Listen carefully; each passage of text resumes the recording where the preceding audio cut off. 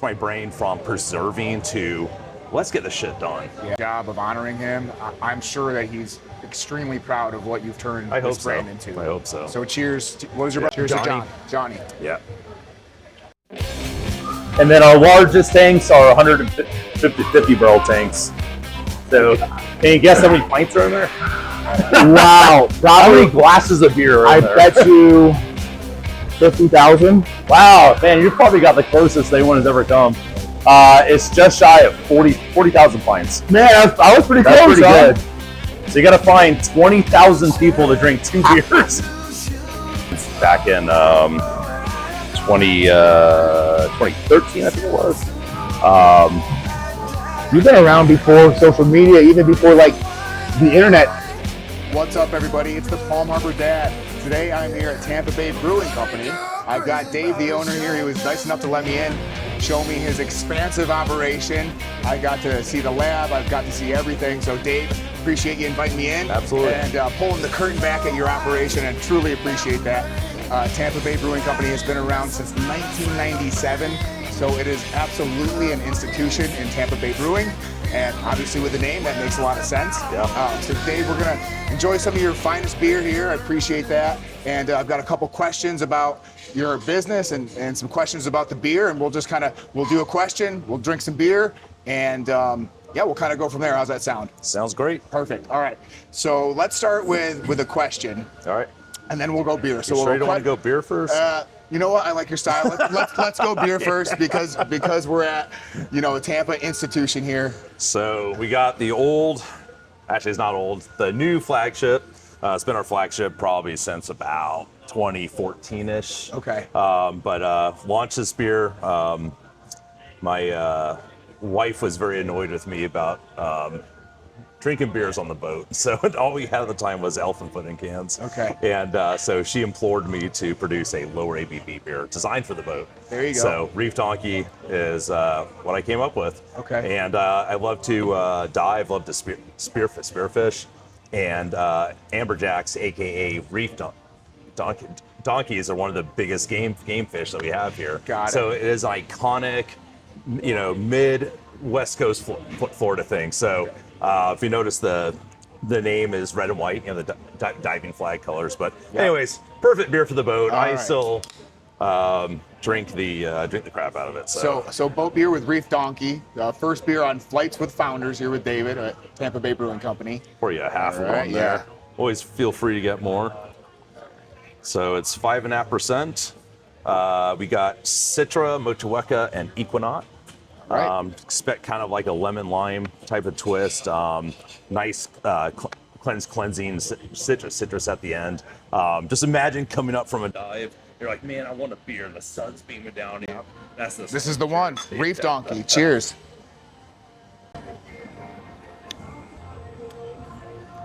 This is fantastic, and I say that not being a true IPA guy. Yeah. But this is one I would order at your restaurant, or I would even order this from the store. And I know that you do a lot of production that's in stores around here, and I know even outside of Florida, right? Reef Donkey is pretty much everywhere, isn't it? This is now the #1 Florida-owned independent craft beer SKU. So it's the #1 independent Florida SKU scanned in the store. Wow. I mean, it went nuts, which I'm really glad it did. It's such a perfect beer for where we live. So yeah, we produce a lot of that beer. About 68% of what we make now is Reef. 68% of your beer is Reef Donkey. Yeah. Wow, that's impressive. Literally, this place is fueled by Reef Donkey. There you go. I love that. It is really good. Again, not being an IPA guy, but you can't go wrong with Reef Donkey. All right. So that leads me to my first question. Kind of your origin story. What inspired you to start brewing, and how did that turn into Tampa Bay Brewing Company? So I was forced into labor, right? So now I'll try and give you the short version of it. I mean, we're talking about, this has got about 35 years in the making, in a sense, to end up at this point. But my oldest brother had just gotten out of the Army, and he was doing all kinds of just entrepreneurial type stuff, and I was just his free help. So we remodeled homes. We had a landscape business going. At one point, we were breeding birds in the garage of this house. Anything to make a buck, huh? Dude, man, I'm like, I need some beers. I'm like hand feeding these birds so we can sell them off to pet shops. But that's just the way he was. He was very engaged in life. His brain was always, on edge, always going for the next thing. But during all this time, I wasn't homebrewing at the time, but my two older brothers were, and the homebrew shops around weren't all that great. It was kind of like they had a shop that did something else, and they sold homebrew supplies on the side. So there wasn't anyone that was truly dedicated to the art of making beer. So my brother's like, "Hey, we should open up a homebrew shop," and I'm like, "All right, this is better than breeding birds, man. I'm down." Right? I agree. I'll go ahead and grab birds. the paint bucket. Yeah. So we built the homebrew shop. Basically, my parents and my brother were the original partners in that. Once again, I was just the free help. And then it really opened up our eyes that there was a lot more people in this town that love beer. And a lot of the people at the time that made beer is because you couldn't get anything. Yeah, we had a bunch of very odd laws that kept out a lot of the imports in our state. At one point back then, they had a law that the distributors passed that where basically you had to have FL on the cap in order to be distributed here. Well, that knocked out about 80% of the beers, Wow, I guess. So all you could get at the time was like Pete's Wicked Ale, Sam Adams Ale, then the lager came, you know what I mean? No kidding. I didn't know that. Yeah, that's all we had. So home brewing was kind of like your only access point. So people just started home brewing beer. I'm not saying everyone did it just because they couldn't get beer, but there was a lot of folks that did. Wow. So anyways, that really opened up our eyes that, hey, if we opened a brew pub up, we think there would be a huge clientele for it. So my brother came up with the great idea of we were going to build it ourselves. I don't know why we had to do everything. You guys always ourselves. want to do everything yourselves. So he found a really cool space down in Ybor. Managed to secure loans from the bank. I was floored by that because none of us had any money. Right? Yeah. How do you convince a bank to give you a loan when you don't have any money? Our homebrew shop was opened up on credit card debt. Oh my God. Isn't that insane? That is no one in insane. their right mind does that. Yeah. But we weren't very good on the business 28% side. doesn't sound very good to me. So anyways, man, over the next year, we literally built that first place. Actually, it's more than a year, about a year and a half. But opened up in 97. It was like the Tuesday before Gasparilla. Oh, wow. So, yeah. In Ybor. In Ybor, Well, yeah. I guess Ybor's more of the night parade, but still. The night parade was insane down there that year. It was cool. Because that's a few weeks later, right? Yeah. So you were open and ready to go. Yeah. You had worked out the kinks by then, right? Actually, I'm trying to think about it. I think it was the night parade we opened it. So Okay. it was spring, Okay. So, yeah, it was the night parade. But, yeah, no, we just dove right in, which is good. And we were all broke, so Well- we sold some beer. I do think in business, you can't wait for the perfect opportunity or, it's just going to pass you by. There You is just no kinda such have to, thing. You just kind of have to get going and figure it out on the way, right? You just got to do it. So obviously you figured some stuff out between Yeah. 97 and 2026. Well, so I was brewing all the beers. The intent was not for me to be brewing all the beers, but it ended up that way because my brother just got pulled in every other part of the op. He was our chef for like a year. It was hilarious. It's like if you stop firing him, you don't have to do this. right. Well, I guess they weren't up to his standards, Yeah, right? yeah. So anyways, brewed all the beer for the first year and a half. Finally, in fall of '98, I left. Went off to school.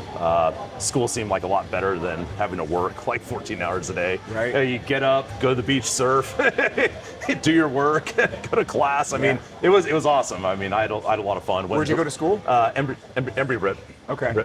Brittle. So I got an airline job right out of school. Was flying RJ's based out of Chicago O'Hare Airport. That was a blast. But 2003, my brother passed away in a house fire. Sorry to hear. And oh god, man, it was we were tight, so it was hard. I mean, it is now still. Yeah. Well, obviously, I saw his picture up, Yeah. and you're doing a great job of honoring him. I'm sure that he's extremely proud of what you've turned I hope this brand so. into. I hope so. So cheers. What was your brother's name? John. Cheers Johnny. to Johnny. Yeah. All right, so But in 04, man, I came back and I was honestly just trying to preserve what him and my mom had built. But finally around, it was probably about '06, '07. I just kind of like, it just turned a corner at that point, and I switched my brain from preserving to let's get the shit done. Yeah. You know, and it's time to drive. Yeah. And so '09, I wrote the business plan for this place. And so you from know, '97 to '09, zero business plan. no, my brother, along had with one. my dad, wrote a business plan for our first place. But I mean, You had outgrown that. when you read, you didn't do it. I mean, you read it, it's like by year 2 we'll be debt free. It's like, dude, it took us 14 years to pay off the initial debt. Yeah, and we were like debt free for a month, and we just dove right back in. I mean, that's kind of what you have to do as a business owner. You have to reinvest in your business all to risk. scale it. It's all risk, man. How much risk are you willing to take, and can you convince the bank to do it? You know. That too, and then it's one foot in front of the other, and just execute until you come out the other end, right? Yep.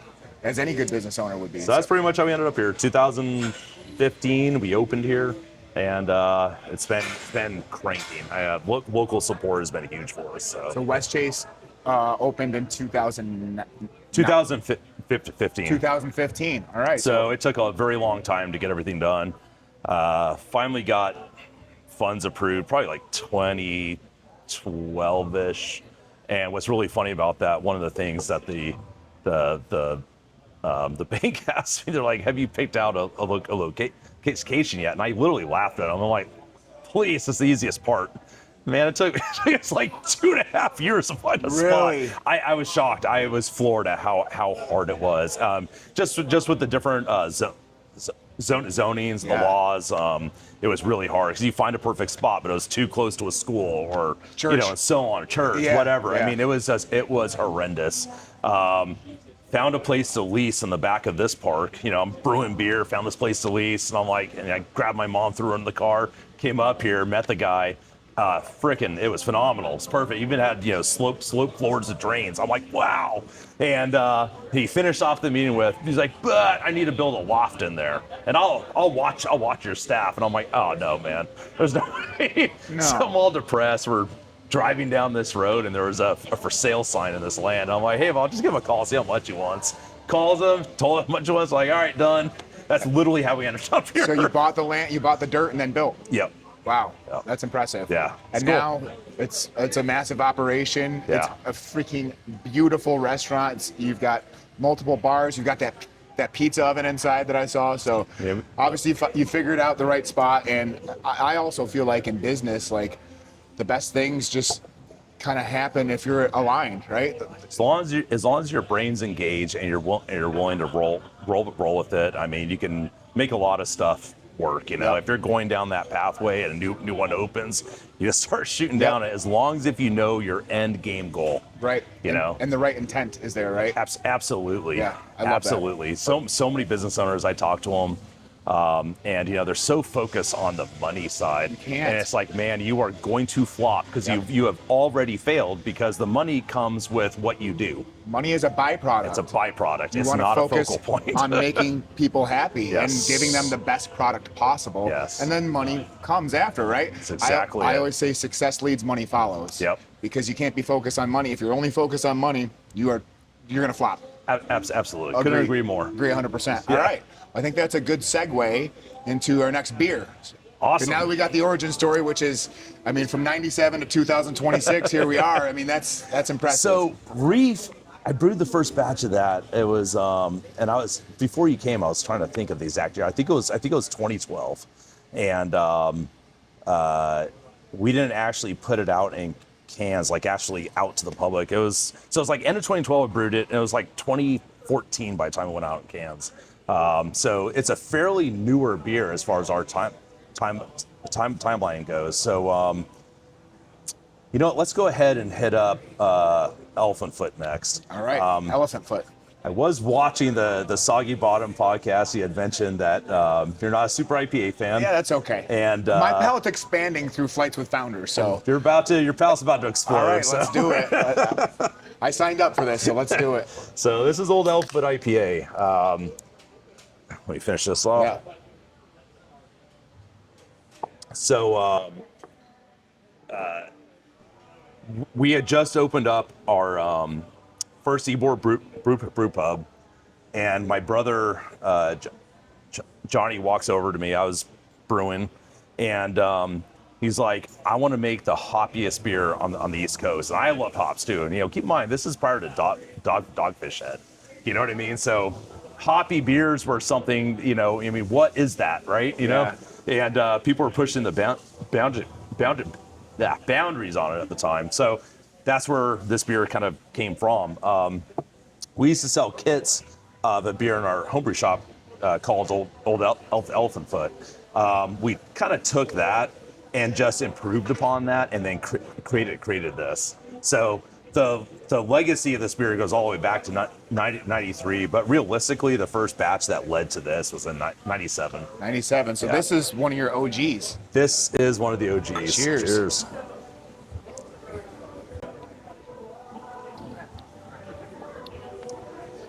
I like it a lot. And again, preface it with not an IPA guy. It's not that, I don't think it's all that bitter. Like, Yeah, I taste the hops, but it's nothing that I would send back. Yeah. I would drink the whole thing for sure. So it's a 70 IBU, 7% beer, Centennial Cascade, and a touch of Mosaic in the dry hopping.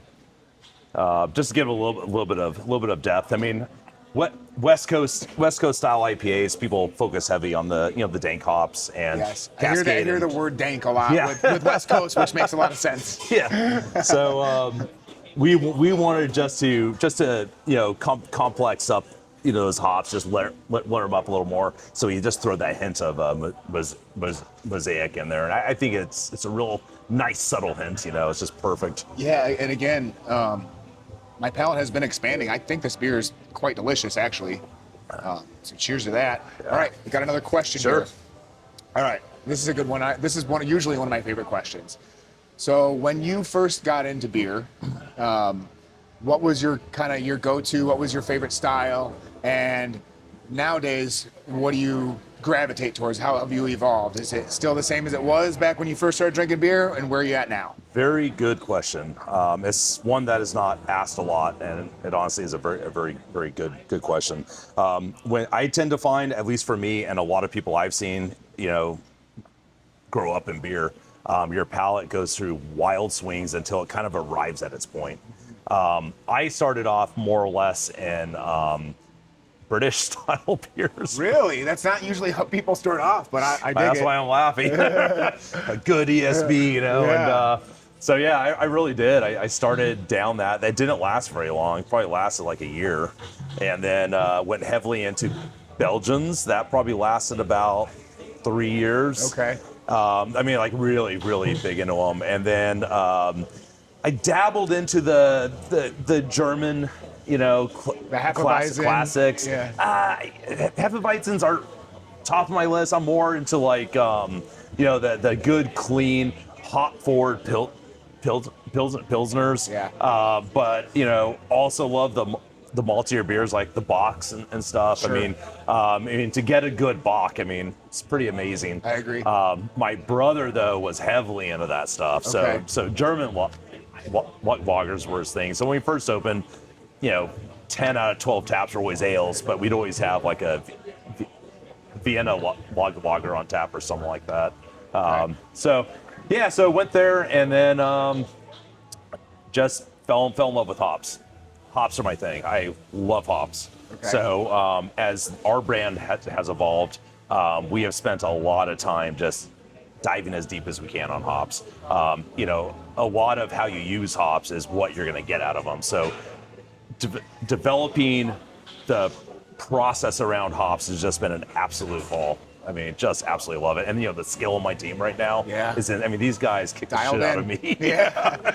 They're so good. They always say in business, it's good to hire people that are smarter than you. I don't think they're smarter. They're much better at brewing. When it comes to brewing, right? I'm just kidding. They won't watch this anyways. So you started with English style, then you went Belgium with a then little bit of, clean German lagers in there. Yep. And then just straight into hops. So a lot of just, ultra new American craft. I mean, Okay. because craft beer in the United States, I mean, back when I was around, it kind of like, it was born out of reviving old classic European beers. Right. I mean, so you just saw every craft brewer, that's all we did. It's like, well, the British used to do this, and that's what we'd make, and so on and so on. Yeah. And then it just started to slowly evolve off of that. I mean, as we do everything in the States, we like to push things, right? Of course. We, boundaries are there to exist outside of them. So that's what we do, right? Yep. So American craft beer is a lot of fun, and watch it just explode. And I mean, back when I started brewing, nobody even dry hopped a beer. Like, you had the hops when, and then that's what we all started doing, and it's Right. amazing. It's kind of cool that you were almost a pioneer in the area when it comes to that too. It's hard to think about in those terms. I mean, to me, it's just a flash in my head. You know what I mean? But I guess I would have to say so. Yeah. I mean, because you were around before the 2013, 14, 15 explosion, and so you were figuring stuff out long before that. Oh yeah. So now you're onto the hops. Yeah. And it hasn't changed since then. It has not changed. Okay. Well, you're a man that knows what you like and knows what you want, so I appreciate that. Our top selling beers are, hops, and more hops. Well, you have found something that you're good at and that you identify with, and there's nothing wrong with that, Yeah, obviously. for sure. So that's For good. All right. Let's move on to the next question. No, I think we gotta go beer now, right? All right. Give you a freshie here. Yeah. I could get into the. I think you're changing my palate right now. All right. Well, we'll go another IPA here. All right. This is our Coral Head IPA. So Old Elvenfoot's just been around for a long time, as I said. Sales in that beer really started to decline as our brand moved further away from the old brand.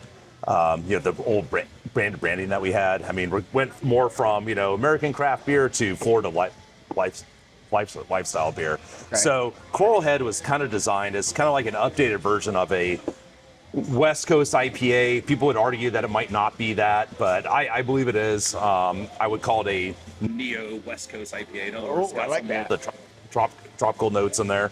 But this was going to replace Old Elvenfoot as far as beer out in cans, out in distribution. My sales team begged to keep Elvenfoot around for a year because Disney World was buying it. They were buying a ton of it, but they were buying a lot. Okay. So I'm like, okay, kept it around for a year. However, we did not push it at all. Sales of Elvenfoot have soared, and that was like three years ago. Well, I feel like you've been through so many cycles as far as like what the public is into, right? And, It's and you probably insane. see that in the trends when you're looking at your sales, right? Absolutely, but a wild card like Disney World coming in and buying it and keeping that one beer alive. I mean, it is just insane. I Right. mean, they drink the hell out of it. Well, they charge enough for them over there too. Yeah, that's what I heard. So this is Coral Head. Coral Head. Coral Head IPA. I'm big into the water here. Love to dive, love to fish, love to spearfish. Me and my oldest brother used to dive constantly. What's kind of cool is when he died, we had his ashes put into a reef. So his reef is actually off of Anna Marie. Nice. So it's kind of like Poetic. yeah, it's a little tribute to him, but I don't want to put that on there. So All right.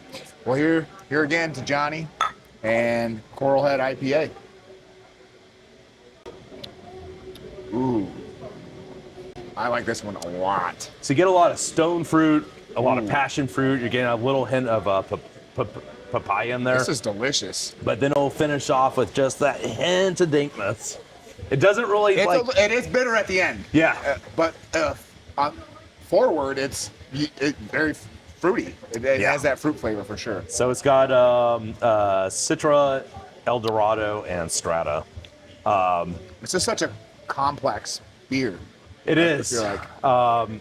And what's really cool, man, is we're finally at a size now where we can hand select all of our hops. And I was utterly floored at what big of a difference it made in our beer. So I send two of our staff out every year, and they literally go out there and hand select the lots that we use in our beers. Really? It's freaking amazing. Yeah. Dude, that is amazing. Yeah. God, I haven't talked to a brewery owner that hand selects his own hops. You have to do it. Now. You have to do it. I think there's a reason you've been around for 30, almost 30 years. You're coming up on 30 years now. Next year will be our 30th year. Damn, so that's really impressive, man. Yeah. Obviously, you're making a good product and you're treating people right, or they wouldn't be coming back to your restaurants and your breweries. It's a testament to you and your business. Thank you. It really I appreciate that. And again, I just want to extend my gratitude for inviting me in. Absolutely. You know, when I started this, I didn't know what was going to happen, but I knew that there was a few out there I really wanted to connect with, and I really appreciate you inviting me. Yeah, absolutely. It means a lot. Absolutely. All right. This is really good for you because you kind of figure this out as you went along. And I know the market's a little bit diluted now because there's so many breweries. If someone wanted to start a brewery today in 2026, what advice would you give them as a business owner starting a brewery? Just one or two tidbits that you could give them that could maybe have them avoid some landmines along the way. Sure. You absolutely have to be a pro today. Back when we first opened up, it's gonna sound bad, and I don't mean it to be in a bad way, but the customer base wasn't as sophisticated as they are now. Yeah. You know, a lot of the beer fans today know a lot about beer. Your first batch better be 100%. Right. Like, you cannot do trial and error anymore. Right. So my advice would be, I wouldn't just open blind because you and your friends used to homebrew beer back in school and it seems cool. Yeah. Please go out and work in the industry first. Respect how hard the business side is. If you need help with those skills, definitely get the help. Once again, man, our trial and error course was so gross, and you just can't do it that way today. Like, I believe if we were to open today, we'd have a much harder time. I mean, it was hard to learn. I mean, none of us in our ownership group, none of us had any business skills or background. Right. You're just figuring everything out. Well, you just make beer and you sell it. It's like a little more to it. Yeah, I guess it would be completely different if you tried that now, huh? It's when other brewery owners reach out to me for help, one of the first things I ask is, what's your cost on this? What's your packaging cost? How much are you selling it for? What's your target margin on it? They literally, typically do not have a clue. And man, you've got to control all that stuff. Yeah. Because you would be shocked at how out of control the cost of these beers can actually get. So, like, my team, rather than do every batch, I basically built a matrix out. So if you want to produce this beer, you have to figure out, you have to talk to sales. Can it sell in this price range? Once you get that will dictate out how much the beer can cost. Right. And then the brewing team, using their, incredible skills, can sit there and manipulate the beer to achieve the highest quality, but still within the confines of the cost control. So I can still sell it and then pay them for their work. Yeah, it is a business. So that would be the advice I would give. Work in the industry first. Use that chance to learn from them. I mean, I've had so many people on my staff go off and open places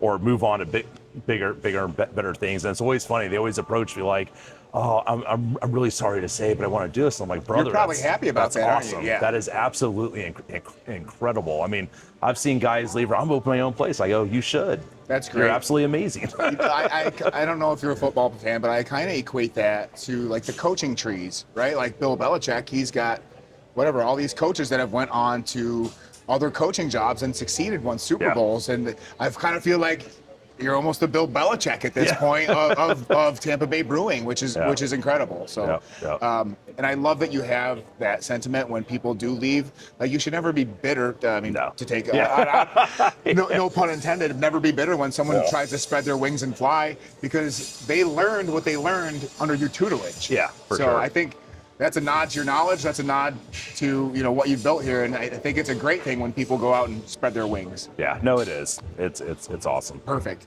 All right, what do we got? What do we got next for beers? So this is kind of a kind of your choice. I'll do a brief explanation of the three. Okay. This is a hop forward pilsner that we did for the 30th year at the Florida Aquarium. Okay, now you're speaking a little bit more my language. All right. So we've done a bunch of work with the Coral Restoration Group for a period of time, and it kind of introduced me to how important the aquarium folks are in that. They do a lot of the research and develop the science behind the coral preservation.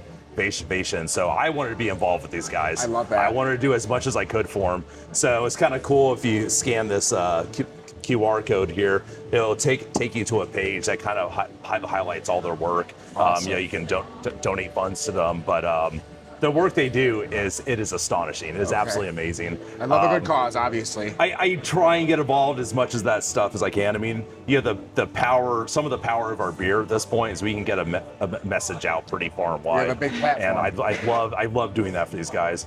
Our next beer in this type for next year, no one knows about it. Yeah, I probably shouldn't say. Hey, we can always edit this out.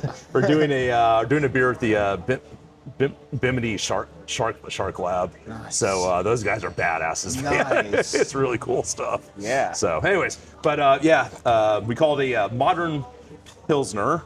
And then we got raspberry cheesecake. Just a really neat, fun beer. It's an 8% sour, and it is phenomenal. I highly suggest that as a breakfast beer. Now you're really speaking my language. And then we have Cookies and Dreams.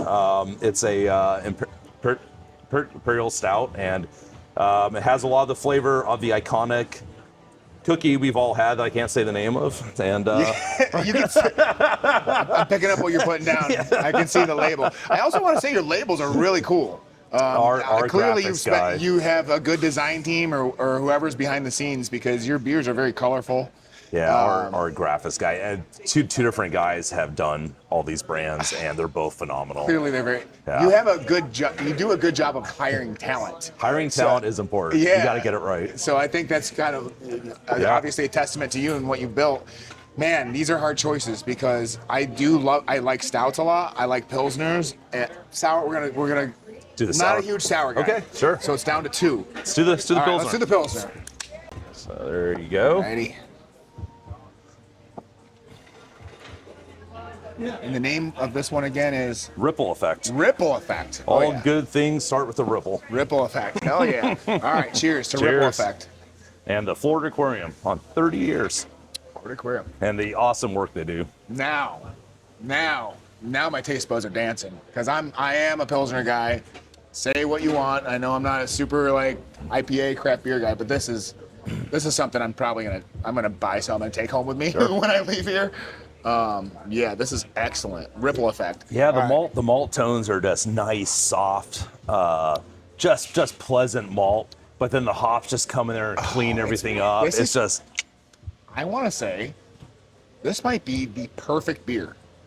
And I know everybody has their own taste, but for me, That's a good beer. this is the freaking perfect beer. Yeah, it's a good beer. I could trying to cut back on the drinking and everything, and I've done a good job of that, but this sitting in my fridge will not sit there very I long. went from 10 beers a day to 9. Oh my, this is great, dude. If you add that up, that's 356 less beers a day. Exactly. A year. I'm making headway. Oh, this is incredible. All right, so I'm gonna really. This is actually a good beer for the last question too. Sure. Because this is call me what you want, beginner and a non-IPA guy. But all right, so if someone walks in here, and it's a little bit different now because you've been around for a long time. Let's say someone walks in here, and I don't know if you have Bud Lights or Mick Ultras in here. You don't. Good. Okay. So most breweries don't. someone walks in here and they are typically a Bud Light or a Mick Ultra or whatever, Sure. a Mick Light drinker, and let's say you're behind the bar. I know you're kind of like, you're not really at that spot right now, but what would you suggest to them? Would you try to maybe open their palate a little bit, or what would you suggest to them? So our staff's all trained on how to guide people through. With that being said, if there's time, in other words, we're not slammed. I mean, there are times where I will put a beer on tap, Yeah. and I always go around and give people samples of beer at the bar. Stouts are one of those types. You have your people that know they love stouts, and then you have your people that say, I don't like dark beer. Because they're misleading because they don't taste how they look. And so it's if you have the time, it's always interesting to ask people what their flavor preference is. You know, and I always use food. It's very easy to use food, and you can kind of figure out if they're a salty acidic type, or are they more a sweet sugar type, and then from there you can kind of guide. Now, if you don't have time, our blonde always hits home with them. Sure. It always does. You can't really, if they're into the lighter beers, blondes are always a good Blondes call. are always like just a little more flavor than what the ultra drinkers drink, but it's not too much where their palate is overwhelmed, so they accept the beer. And gateway beers are what they are. I don't brew them for that point. We brew beer for people that like beer. Yeah. So I'm not trying to convert anyone out there. We're a place for the people that already have been through that process. Yeah. At least that's what I have in my mind. I love that line. We're a brewery that brews beer for people that love beer. Exactly. And I'm not focused on trying to convert anyone over. Now, if somebody comes in and asks a question, absolutely, man. Yeah. I am. There isn't an ounce of arrogance in me. I am going to take them down the road. If they put out their hand, I will pull it. yeah, that's incredible. I got to say, I'm in love with this beer, man. It's a good beer. It's incredible. It's a good beer. Yeah. All right. Well, we got through the questions, and is there any closing thoughts you want to add? To my viewership, to your viewership, because obviously this is all in the spirit of collaboration. Sure. Is there anything that you want to tell people, whether they come in or not, or just any closing thoughts, Dave, that you want to tell the audience? That's a really loaded question. It is. I would just tell people as they go through, their lives, like really give good thought to what they buy, what they consume. I mean, the whole local push has been a massive push for the last 10 plus years, but you are starting to see it starting to drift again. Yeah. As finances become tight. All I can say is, pursue quality first. Obviously, if you're buying a valuable product and the value's there, just think when you buy. Yeah. Beer's your friend is about the only other thing I can think Beer's of right your now. friend. You got to support local as well. It is And important. Yeah. Believe me when I tell you this is one of the most outstanding operations I've seen. I was blown away as Dave took me through everything. His attention to detail and his obsession with quality of his product is next to no one. So, I mean, I was blown away. I appreciate you letting me in. I appreciate you sharing 4 beers with me. I'm not a huge drinker at this point, but I got a little bit of a head buzz, which is fine. I'll be totally okay. And I will certainly be back. I'll certainly bring my family back. And other than that, I just want to say, again, thanks, Dave, for bringing me in. He's got an iconic brewery around here. Thank you for coming in. I appreciate it. And he was nice enough to let me in. So just want to say thank you out there. Wait, before you go. Yes. You weren't a super IPA guy. You also expressed you're not sure about sours. All right. You gotta try an 8% sour here. I always appreciate a bonus beer. 8% sour, which is the raspberry cheesecake. raspberry cheesecake. Yeah. All right. You're channeling the inner sweet tooth in me. It's just a beautiful beer, man. Look at that thing. Okay, so this is like a nightcap beer for me, right? Like this is Or like breakfast. or breakfast or nightcap. Probably not in the middle of the day, and probably not on the boat. But this is an excellent beer. So again, want to extend my gratitude to David and his team over here. He's doing great things here. You got to come see him at Tampa Bay Brewing Company. And this has been Flights with Founders. Thanks, David. Thanks, guys. Absolutely. We appreciate it. Cheers.